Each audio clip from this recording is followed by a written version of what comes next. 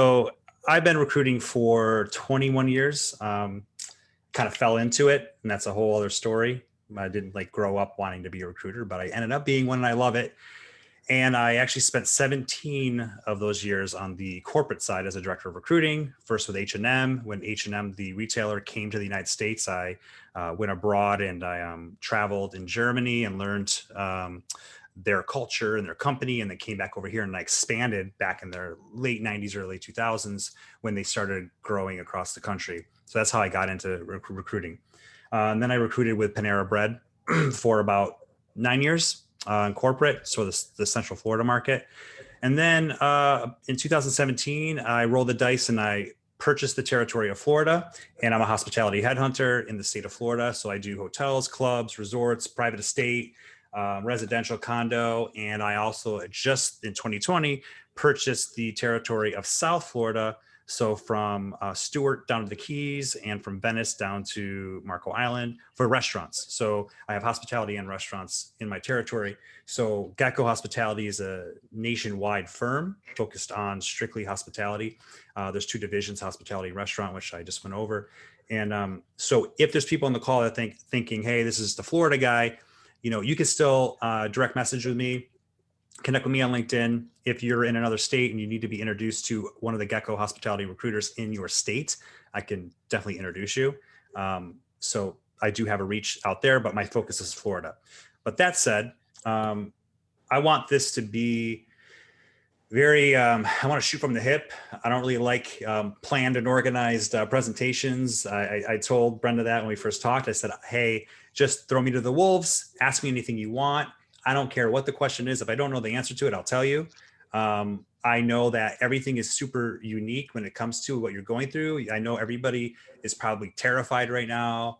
You got your gut ripped out, your heart's on the floor probably, or had it. And if you're still working right now, you might be still nervous on what's going on. I get it. I talk to candidates every single day. I hear it. I know what's going on. I talk to clients who are scared, who have hotels and resorts and restaurants that are doing poor, and I have ones that are doing well depending on the area. So with me ranting on about that, I also have a YouTube channel, and it's easy to find me. You just literally go on YouTube and search my name, Jeremy Nichols, and you'll see my bearded face pop up and you can see my channel.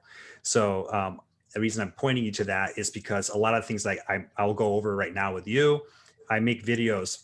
That channel, you want to talk about diversifying or pivoting, because I'm sure a lot of you are wondering what could you do, or how do you handle this hot mess. So before I answer questions, I guess I can give you a little bit of insight on what I personally went through, and so you can kind of not just think that I'm some Mr. Positive guy and I don't understand where you're coming from. I'll tell you why I understand where you're coming from. So it was January 2020, before COVID hit. I went out to dinner. The president of the company took me out. I broke LY. I broke records. I was billing a ton of money. I was doing awesome. I had recruiters that I still do have recruiters that work for me. And we were out celebrating and laughing about how this year, 2020, is going to be so awesome. We were just going to kill it. We had all these like searches. I had a whole docket full of searches in January.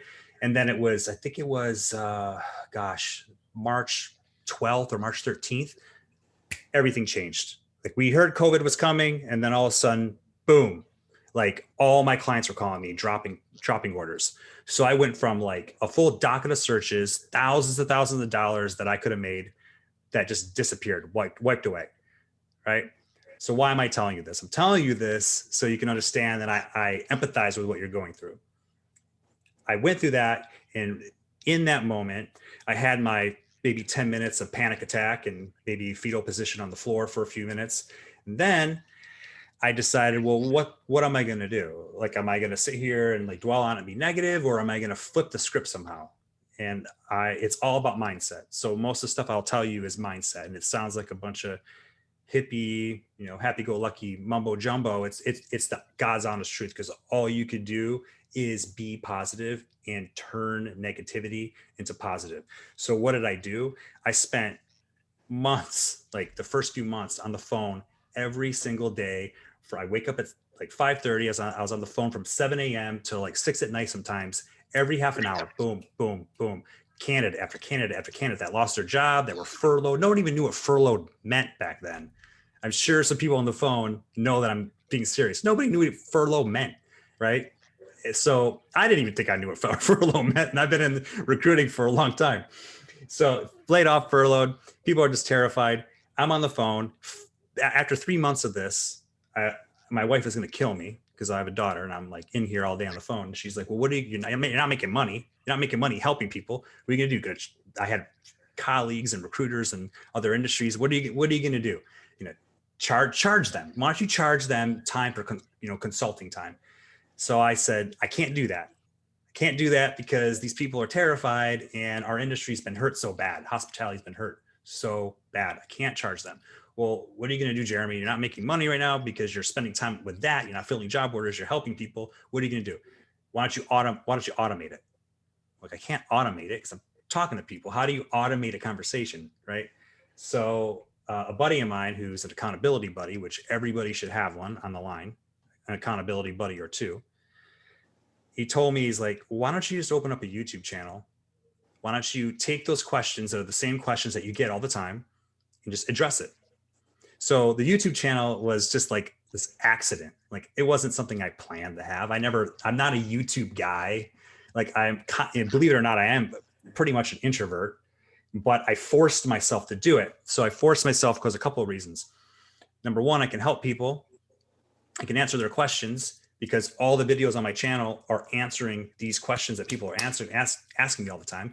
How do I differentiate myself? How do I stand out for a recruiter? How do I answer this question? How do I do tests, assessments? All those things I answer. How do I do LinkedIn? How do I write a resume? All that stuff, I do it.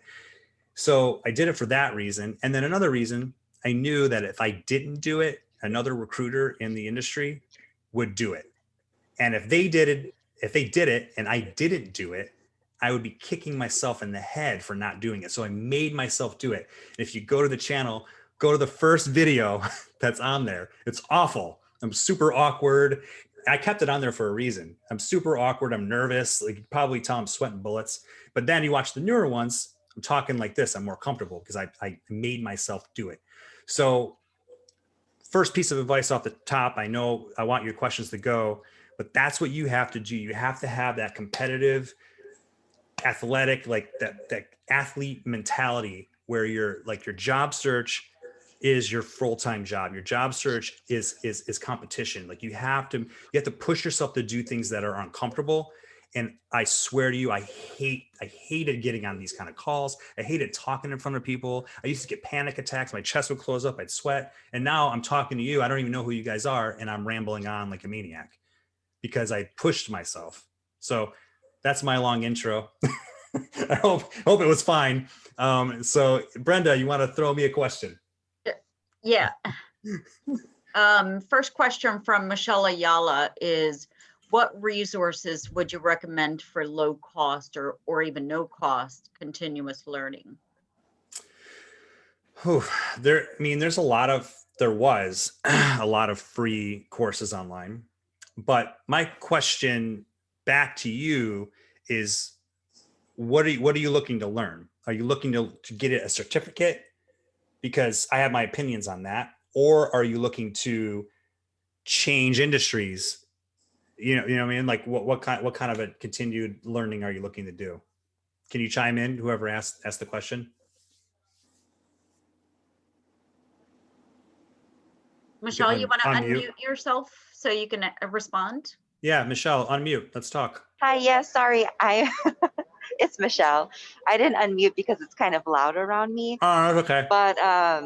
But yeah, I'm interested in certificates. I think that looks great to add to my LinkedIn profile. Yeah. But just learning in general, I know I'm always interested in extra applications like Microsoft or even things like that. So I'm just curious to see if you have resources that you know of. Are you looking to stay in the industry? Are you looking to stay in your okay. Yes. Okay, I love hospitality. Definitely want to stick with it, but just looking to boost what I can offer. Okay, so this is my advice, and it might be awful advice, but it's my gut advice to you. So certificate, certs are great. Continue learning is great, but it's time, and time is money. And for me, it's all about hustle. So yes, if you want to do it, I encourage it if you enjoy doing that. But if you want to get, if it's not required, if it's not a requirement from searches that you're looking at, like if you don't see, like for instance, if you're like an LCAM and you want to be a property manager, you have to have an LCAM. So you go do it. But if there's certs out there that you just want just because you want to stack them up on LinkedIn, I would take your time in network like a maniac. I would work on your social media presence. I would market yourself. I would reach out to anybody you know in the industry that you worked with in the past, anybody that you've mentored, people that you might have mentored in the past. Have you ever mentored anybody or trained anybody in the past, Michelle? I haven't, no, but that's a Okay. good recommendation. So I would reach out to anybody who's been a mentor to you, people who you've worked with, old colleagues, and just talk. Like the key to networking, and I do this with business development, and how I get clients, is I don't ask, I give. And a lot of like recruiters and even candidates, I guess, but I give candidates a pass because they're candidates and I work with candidates. But like any entrepreneur will tell you that if you want something from somebody, or you want to network with them, have something to provide, or just network. Don't ask for something right away. So when you're reaching out to people, just ask to jump on the phone. People that you worked with in the past, just jump on the phone and talk to them and ask them how they're doing and just talk. And you'd be surprised on how those relationships build and how they blossom into opportunities and who they might know and what that can turn into once you just talk. Like if you come into somebody right away and you're just asking like, hey, do you know if there's any jobs? Or, hey, do you know if there's anybody that can hook me up with this? It's harder to get on the phone with that. But if you reach out to somebody you genuinely want to spend just 10 minutes to 15 minutes to talk to them, you'd be very surprised on who's going to give you that time. Like I very rarely will deny a call if someone genuinely just wants to ask me a few questions. And I'm a very busy guy. Even Brenda could tell you, she messaged me and she approached it as not like, give me, give me, give me. It was more like a networking. And she gave, hey, I watch your videos. I like your content. Oh, thank you. I appreciate that. And then, okay, yeah, sure. I'll jump on I'll jump on a call and share my insight. So that's exactly how you should be networking. And I know you asked me a question about certs, but I think my answer is when you're when you're a job seeker, time is money. And what should you be investing your time in? So if those certs are something that is required, yes, do it. But if they are there just for eye candy, I would be focusing on a lot of other things. Does that answer your question? It does. That's really great advice. Thank you. I hope it was good. You're Oh, welcome. yeah. I have a question. I'm just going to jump in and ask you, for those people who are still out of work, and I know we've chatted a little bit about this before folks were jumping in, how do you recommend that, first of all, they don't become discouraged?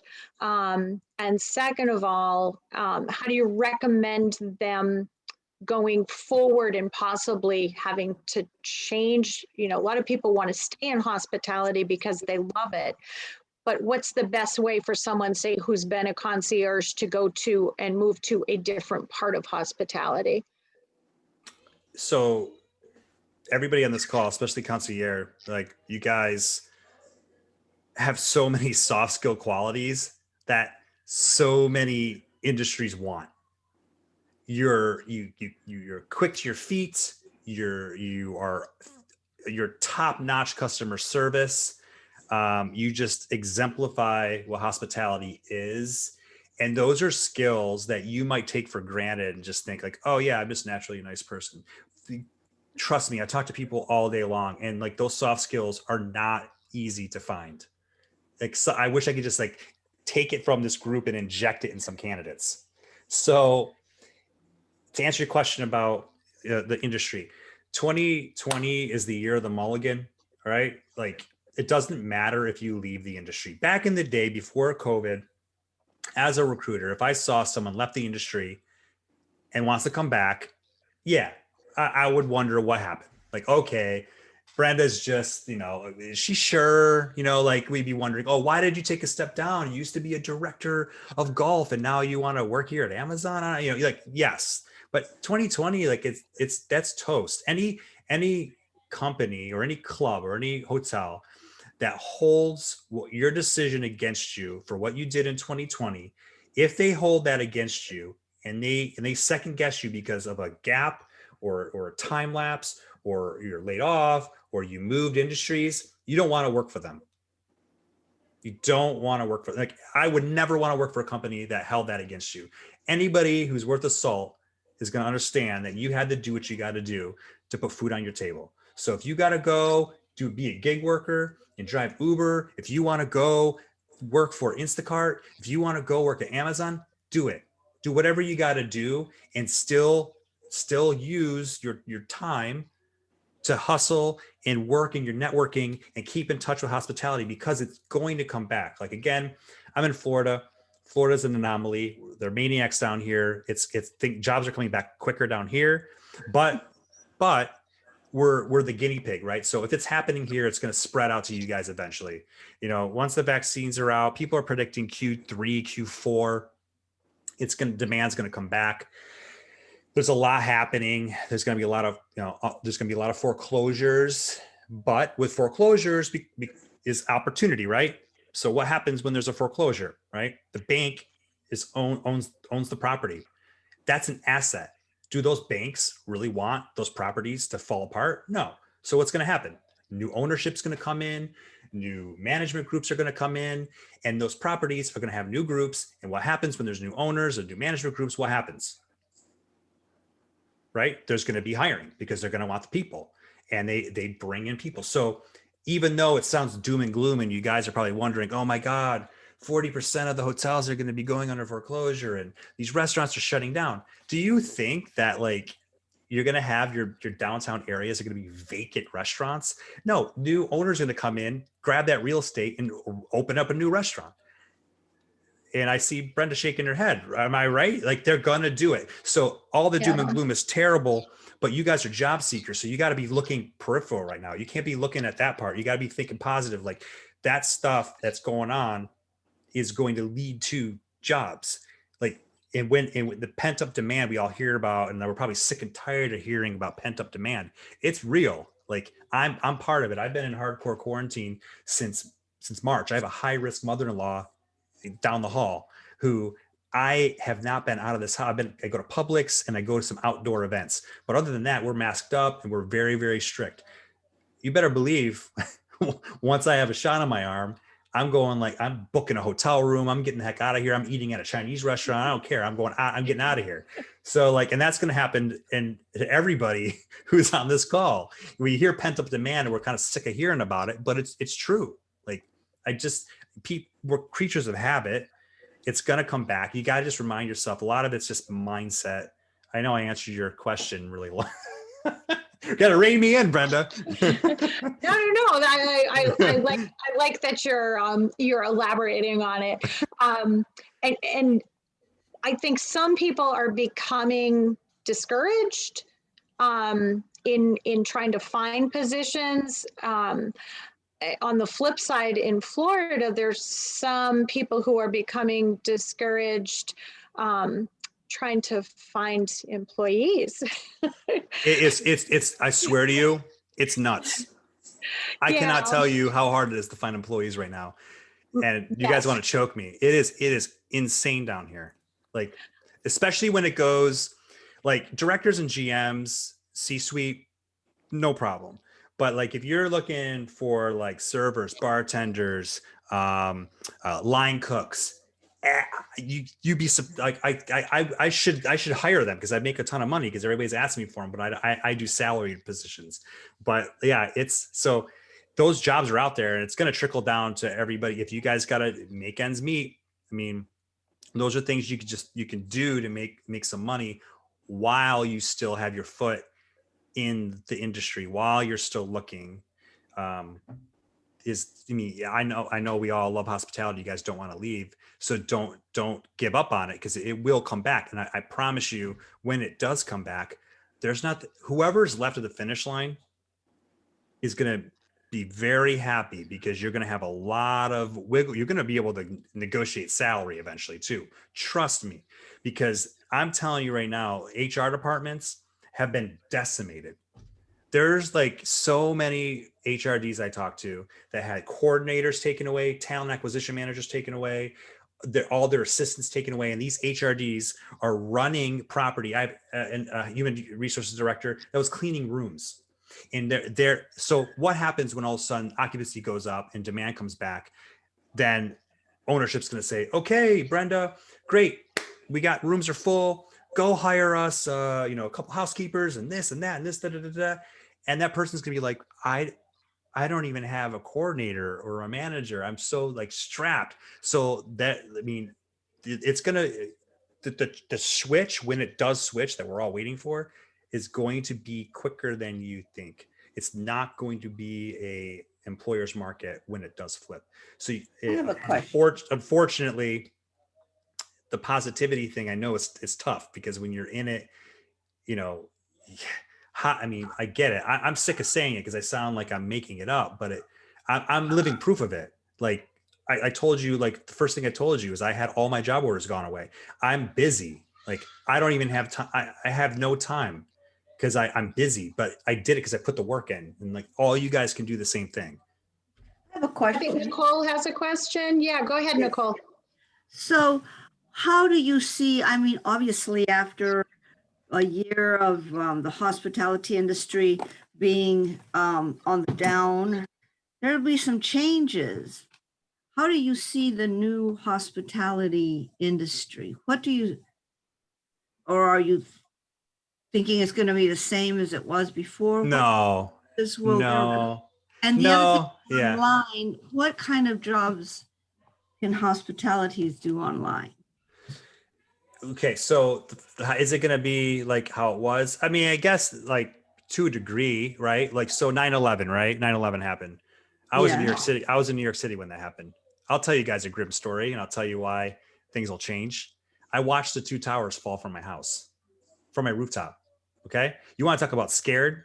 COVID is nothing compared to watching that happen. And guess what happened? Everybody said nobody's going to travel again. Hospitality's done. Nobody's going to get on an airplane anymore. Blah, blah, blah, blah. What happened? Everybody got on the airplane again. Everybody started traveling. Did things change? Yes, they did. They did change, Nicole. They started taking their shoes off at the airport. They, took extra precaution when you go through the airport, right? They had extra security at the terminals in the MTA. But still, even though it was different, it was still the same. You know what I mean? So like, yeah, it's going to change, but on its surface, it's still going to be the same. There's going to be some markets that don't come back quick, like conventions going to take a long time. Airport hotels might take a little bit longer. But eventually, business transient, business travel is going to take probably another year. But leisure's So coming like back. safety is going to be a big thing. Like, Totally. You Yeah, think those masks are going away? They're not no. going away. People are going to And- mask up. And they're going to be, very sanitized still. Yeah. Going to be, yeah. But what does that do? Well, makes people feel more secure. And it gives jobs, more jobs. It gives more. Oh, that's right. And yes, people will. I agree with you. People are going to start traveling in a year or two. Everything's going to, it's going to start. I just know there's going to be different. There's going to be different. And then what online, what kind of jobs online can or will develop, do you think, from this? Mm-hmm. Concierge online or? I don't know. I've seen some crazy things that like I heard buzz about. Like for instance, I was at Bank of America a couple months ago, and they have these like kiosks where the person's at home. Like so, you literally sit down, and there's no teller. So you sit down and you put your card in, and then Nicole pops up. Hi, but it's you. You're at your house. You're just doing what you did at the hotel, like on the kiosk. Wow. So again, I haven't seen this in hotels. I saw it at Bank of America, but you better believe hoteliers are thinking about this kind of stuff, right? So they want that human touch. They don't want some robot that's going to tick off customers. That'd be a perfect solution. You can sit, I mean, like, I know I'm like I'm trying to answer your question. Like, that's kind of stuff that I would think about. I don't know like an exact answer on what's going to happen, but those kind of things you'll see.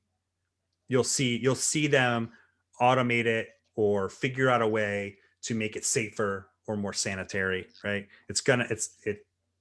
Of course things are like that are going to happen, but I mean, your skills are still going to be very needed, because what's hospitality, right? Like it's the human interaction. Like, do you like calling up like your credit card company and speaking to the automated robot? No. Drives you insane. Yeah. So do you think that these hotels are going to get good reviews if they Well, have to I go know, through but that? If a robot came up and gave me my drink, I thought that'd be kind of cool. Unless it was bad. So unless If they the messed up drink was- your drink, then you have a problem, because then you're like, this Then robot doesn't get it. And then I'll just hit the robot. I don't know. I said 2 cubes, robot, and then you have to wait. You know. But I mean, you can't rule it out. But that would take jobs away from us. But other jobs would appear. I always see when things like this happen, another level starts, and of course we don't know, but it'll be another level of hospitality that will give us, a chance to work. Yeah. So you're not wasting your time serving a drink. Now you actually can be, making money by booking more rooms or.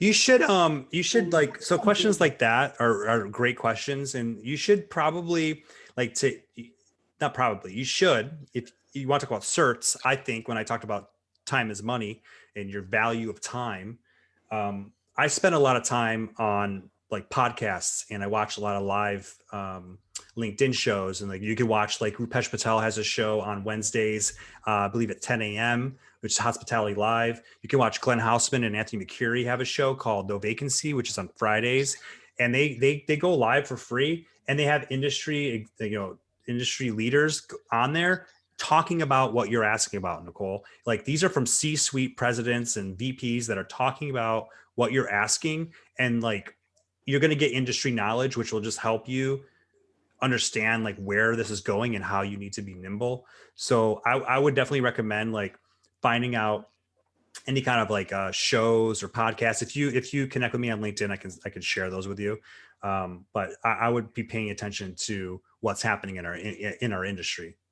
Thank you. I will. I'll check. Jeremy, it looks like Joyce has a question for you as well. Joyce, Okay. did you want to go ahead and ask it? I can read it off. Oh, there she is. Sorry. No, you go ahead, Joyce. Okay. So I have updated my resume and LinkedIn, and I'm not sure if it is dynamic enough. It has a lot of soft skills. I'm going to look at you right now, Joyce. I'm going to go on great. LinkedIn right now and look you up, Joyce Fong, Thanks. as we speak. Okay. Everyone says it's important to have like a dynamic resume or LinkedIn, just so that you're noticed more often. So I'm just wondering. I found you. Okay. How important is it How important is it to have a dynamic? to be more dynamic on a resume? When you say dynamic, do you mean just something that pops out? Yes. It's super important. Okay. LinkedIn is so important. Okay. Like, I can't even emphasize that enough. It's so important that I made 2 videos for it, because there's so much content that I had to share on my channel. 2 videos, because it was so much. And I don't even think I put it all in there.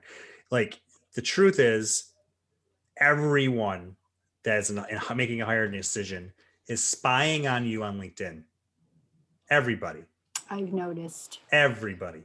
Okay. And recruiters like me, anybody who's paid in this profession, that's the first place they go.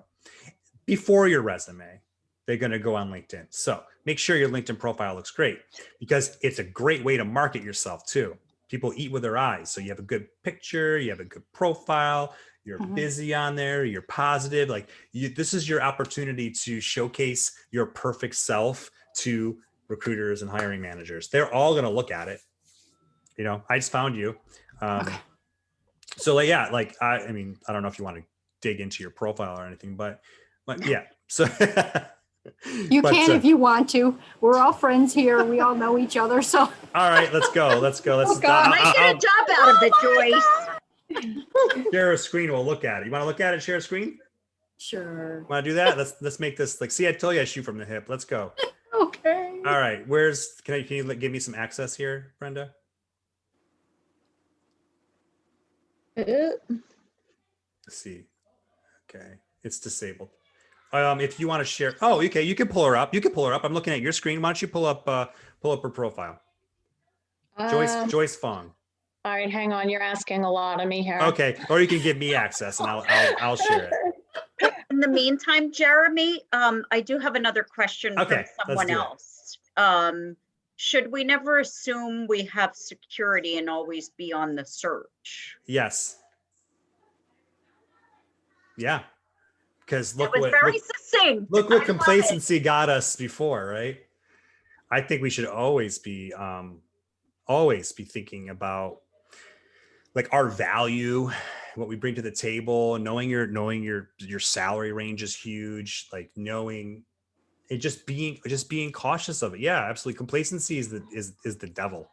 Like complacency is why I left my cushy job at Panera Bread. I had a, downtown Tampa office, the company car, great salary, director role. And I literally was so sick and tired of the hamster wheel complacency that I threw it all away, rolled the dice, and like went on and did what I did. Now, I'm not telling you guys to do that, but my point is complacency is definitely, if you notice yourself getting complacent, always switch it up. That's always be on guard. That answer your question? You answered my question, but I don't know if you answered it for the person that asked. Yeah, it was like a yes or no answer. So I turned the yes or no answer into another long-winded answer. But the yes was perfect because it is what it is, right? It's a yes. You should never be complacent. No. Let's click this LinkedIn profile. I'm all excited here. If you can't give me access, that's fine. I'll meet with her. I'll meet with her offline. Joyce, we'll talk offline. Okay. But Well, thanks. actually, if I had to rate it with my eyes, like out of the scale 1 through 10, Uh-huh. I'll give you a 7. Oh, okay. Higher than I thought. Just some tweaks, right? Just some tweaks Okay. we can work on here. Okay. Okay. You can message me. I'll tell you what those things are. Okay, great. Or you Thank can watch my really long videos, which I can give you a condensed version. Okay. I found you on LinkedIn too, so There you go. I'll connect. Okay. What else? Come on. What else you guys got?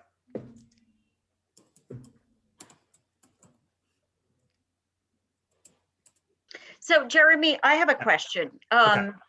So I had one of our major donors to the health system where I work reached out to me. She found me on the NCA website and asked me to help fill a position for her.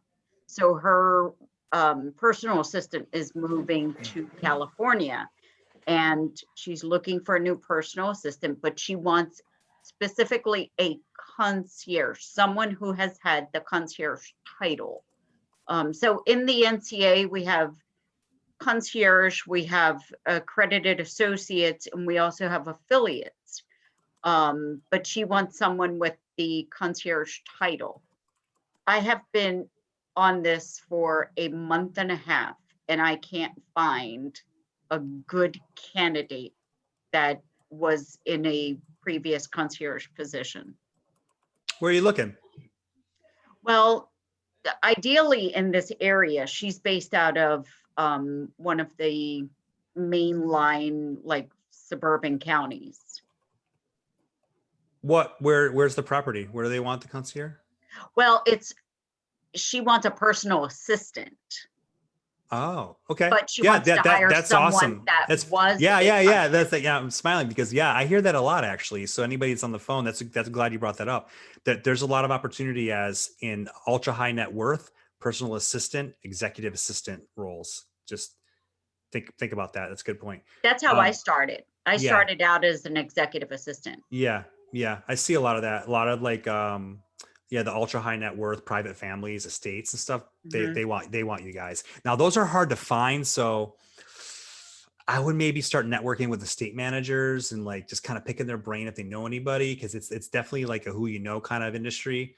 They don't really like kind of post that stuff everywhere. It's definitely like a networking kind of thing, but work your network on LinkedIn and just like search estate managers in your area and just connect with them. And then if they become first, then shoot them a direct message and just try to get on the phone with them. But anyway, you're talking about trying to find the talent. So where are you looking? Yeah. Where are you looking? How are you looking?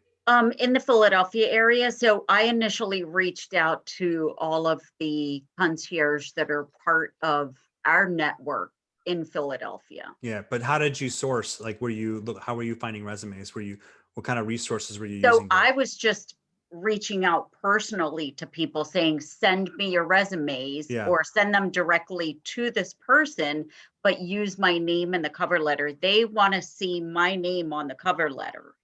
Yeah, but you could do like a quick Boolean search, or if you can get access to like Indeed resume, or if you could do maybe you could search LinkedIn and just put whatever title you're looking for, and then do like a geo-targeted search on there and see who comes up on there. And then since you don't have LinkedIn Recruiter and you don't want to spend the money on it, you're doing it for free. I would maybe find them on LinkedIn, and then request the connection, but leave them a message on why, right?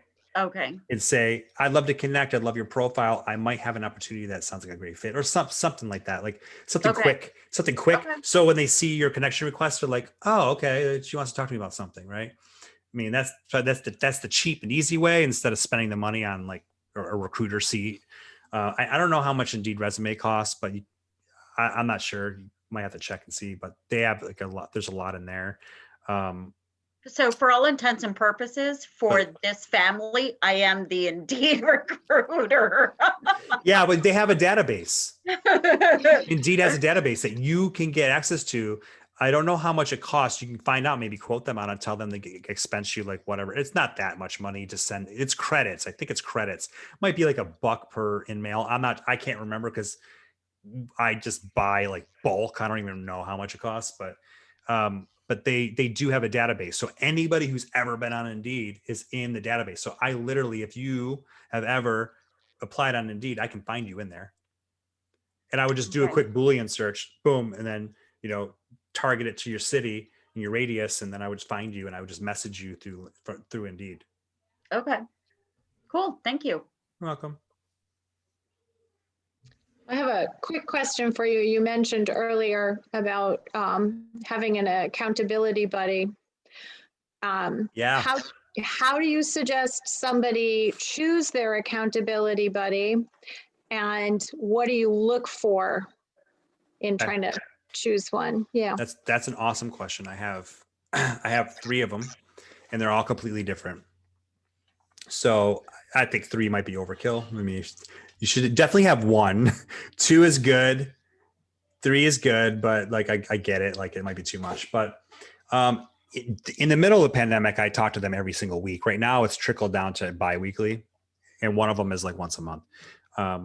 So there's someone who you know well, who knows you well, that is going to be blunt and kick your butt and hold you accountable and tell you the truth. That's what you need. You can't have like your husband or your wife or somebody, or like your mom. Like that's not, I mean, like as much as they can tell you the truth, it's not the same. Like you need somebody who's like mine. I'll tell you who mine are. I might be able to answer your question more. So I have one who's the one that told me about the YouTube channel. His name is Josh.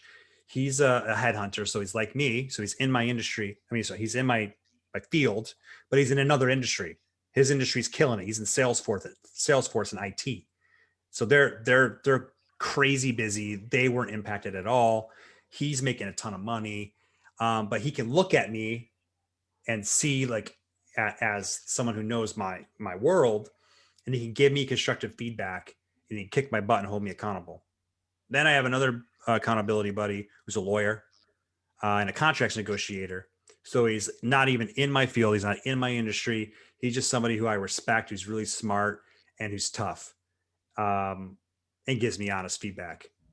And then I have another one who's a recruiter who's in my industry, who's basically the same as me, that we're going through the same thing together. And we're like we're both kind of parallel, and we're working together. And if I find something that works, I tell him. And if he finds something that works, he tells me, and we help each other. It's actually a colleague of mine. He's in the company, and I respect him. And we build the same, we make the same amount of money. We have the same kind of territory. Like, we're very similar. So like, it's easy to kind of vet to each other. And then also like tell each other like, well, I found success doing this. You should try this, and vice versa. And in fact, I talked to him this morning. So 3 different types is what I have, just to give me different insight.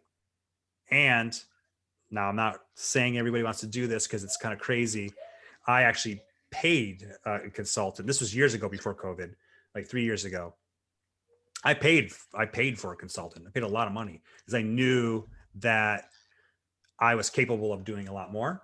And this person is very reputable, and he's a very, very high billing recruiter in headhunting.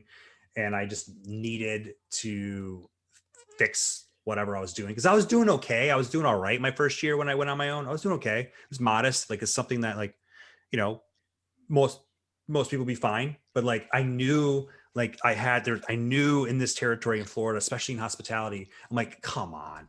I mean, with the amount of hotels and country, I mean, I gotta do, what am I doing wrong? Right. So I paid a consultant, and it was probably some of the best money I ever spent. So, not telling you to go do that, but if you get to something in your career, if you get somewhere when you get somewhere in your career that you are doing well, and you just need to get pushed more, like, you just need to get that shoved, because you're like, I'm doing awesome right now, but I really think that I need to scale, or I really want to open up this new business, but I don't know how. Find a career coach or a consultant who you can pay to do it, because it's worth it. That's a long answer again, but accountability buddy is huge, huge, huge. Everybody should have one. Have one that you can cry on their shoulder, and have one that can kick your butt. I had a question. Interviews. How are people working around and conducting interviews today? And like, you used to be like, you would go in for an initial, then you would have a follow-up. How are they doing it now? It's completely different every single company. The one thing that I've seen that's common is understanding if somebody is uncomfortable going for a face-to-face. Now, in hospitality, there's always going to be a final face-to-face. Every single position that I place has to be face-to-face at the end, obviously, because it's on property. But the amount of face-to-faces have been scaled back. I think your typical standard, if I can give you like the vanilla answer, would be phone screen. I don't say interview, I say screen, because that's what they're doing. They're dwindling down their amount. That's like your time to shine. Might be a second phone interview, then maybe a Zoom, and then a face-to-face, or phone screen, phone interview, phone interview, face-to-face. Don't you even have to make it through a resume screen sometimes, a scan? Yeah, that's the first. Okay, so great question. That's before the phone screen. So like, for me, I'll tell you how I do it. So I have a job search. I tell you exactly how I do it. I get a search, and I'm looking for I don't know, director of housekeeping, and the client tells me, here's my list of 10 non-negotiables. Non-negotiable. They have to have all these things. And as a recruiter, the standard of my candidates are held up to a higher level. Like, if I'm an internal recruiter, right, and I am looking at resumes, because I come from being an internal recruiter, so I can tell you that I'm this is the honest answer. When I was an internal recruiter, I have more flexibility because I'm on the payroll, and when I submit somebody, that's all it is.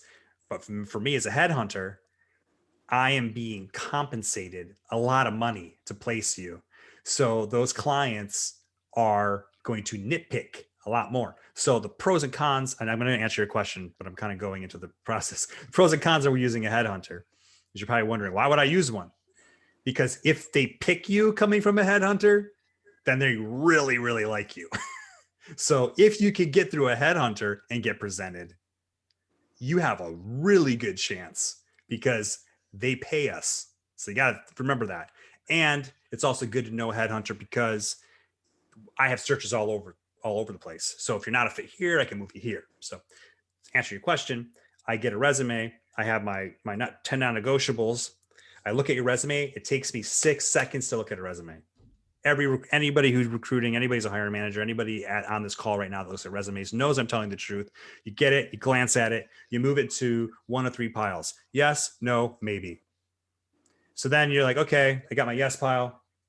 It looks good on glance. I looked at it. You know, you've been at your job for 3 years here, 5 years there, 10 years there. Your trajectory looks good. You got all the titles I need. Okay, you're in the yes pile. Then I'm like, okay, I got to hammer through the yes pile first. That's like, that has to happen. So I go through my yes pile, boom, boom, boom, boom, boom, done. And then whoever I like, you know, put them through the process, phone screen, phone interview, present. Second pile would be the maybe pile, which is like, you know, maybe let's give it a shot. Sometimes they work out, sometimes they don't. The no pile is the no pile. So your resumes, yes, they do look at those. And then phone screen or phone interview, then face to face.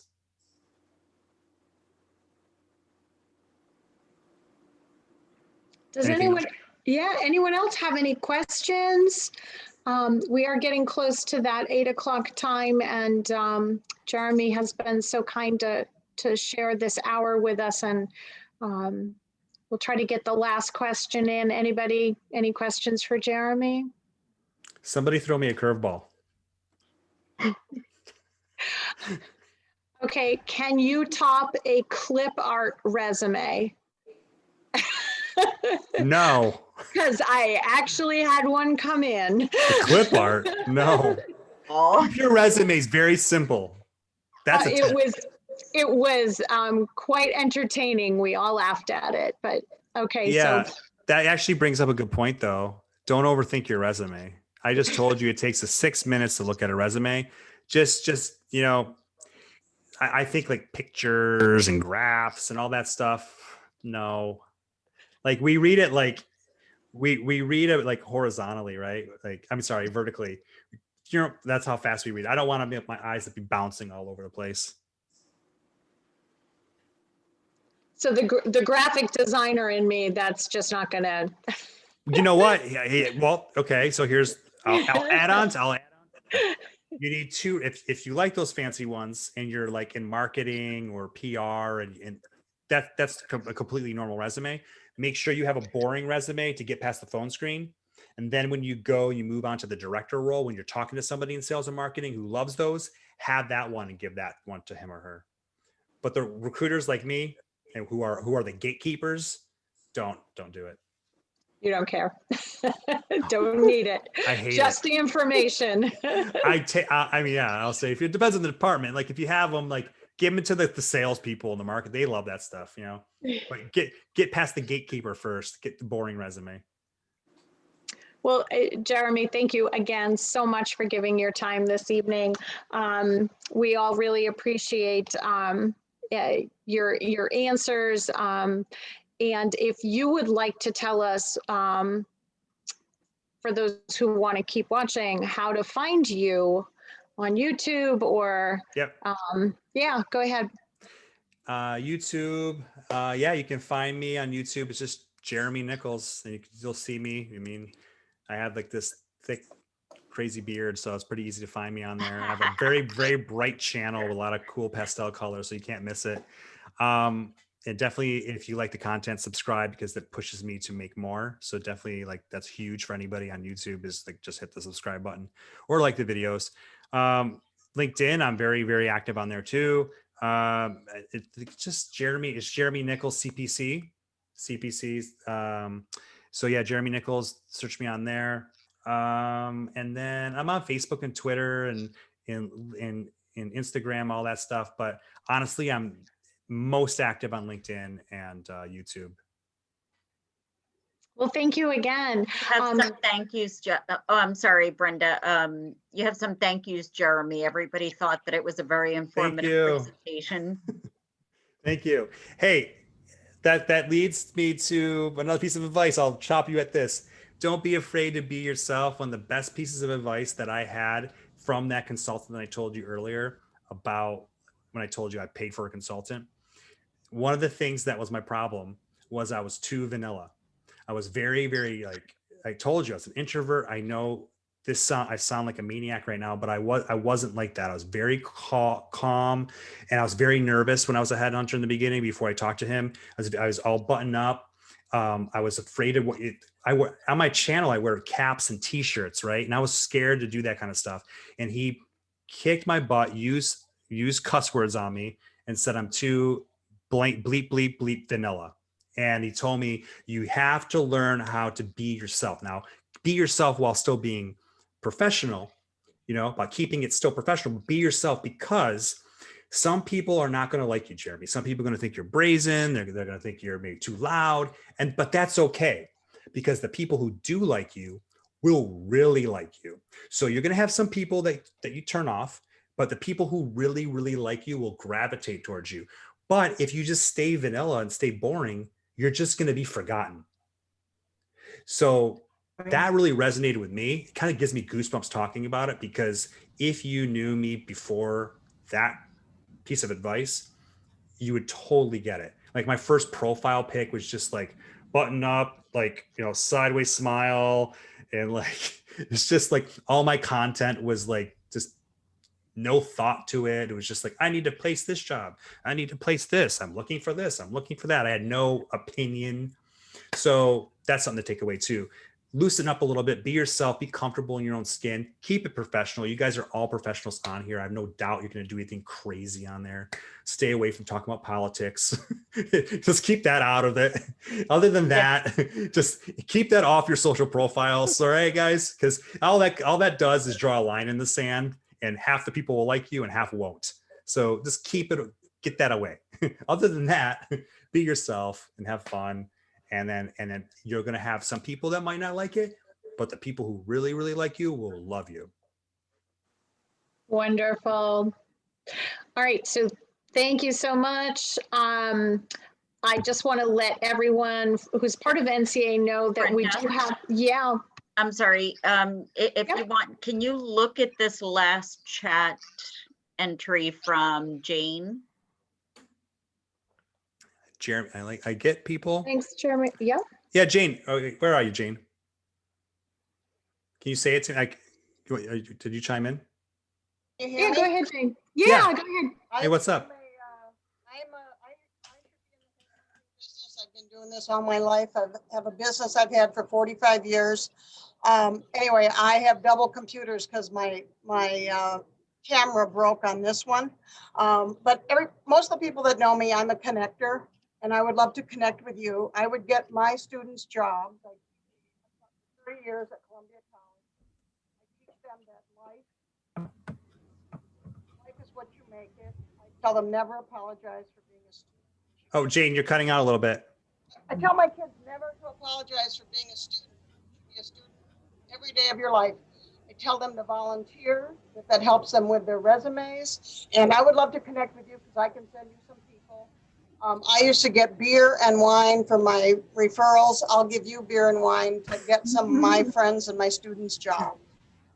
I'll do my best. If I can't help them get a job in particular, I can definitely help them with their mindset and like what to do. Yes. And one of the worst examples, my student didn't ever do this, but they took their mother on an interview.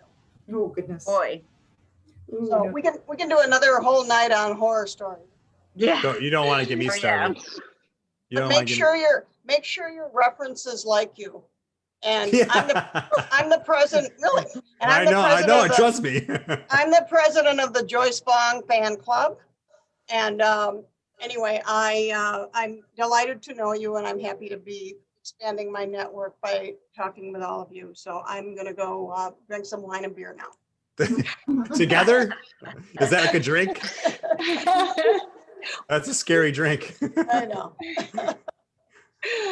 Thank you. Does anyone else have any other comments? Anything else that you want to say? I don't want to cut people off, but I don't want you to feel like you have to hang in here either. I know it's, for those of us on the East Coast, it's getting later. Some of you maybe just getting home or driving home from work. And it was quiet. I didn't have my no banging on my door. It is My a full daughter. moon though, so I'm just saying. I'm waiting for my little girl to start. Alrighty, so I'm just going to quickly say again, Jeremy, thank you so much for joining us. For our NCA folks, February 17th, we have Maggie Walker scheduled, who's going to be talking about how the wine industry is changing, recouping after the fires in California and COVID. March 17th, it is going to be Anthony Gates. And on April 21st, it is going to be Elizabeth Cardarelli. Am I pronouncing it right? Cardarelli. Cardarelli, yeah. And so it's taking care of you. So just keep checking your emails. We'll be updating.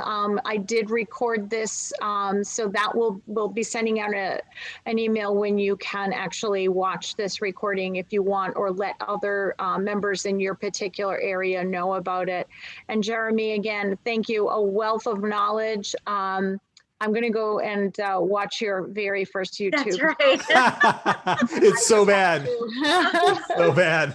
You can see how nervous. Oh God, I'm gonna go watch it now. I kept it on there for. It's so bad. All right. Well, hey, and go Tampa Bay Buccaneers. Yay. Bucks. Thank you. Thanks, everyone. Bye. Good night, guys. everyone. Bye-bye. Everybody. Thanks, Jeremy. Thank you.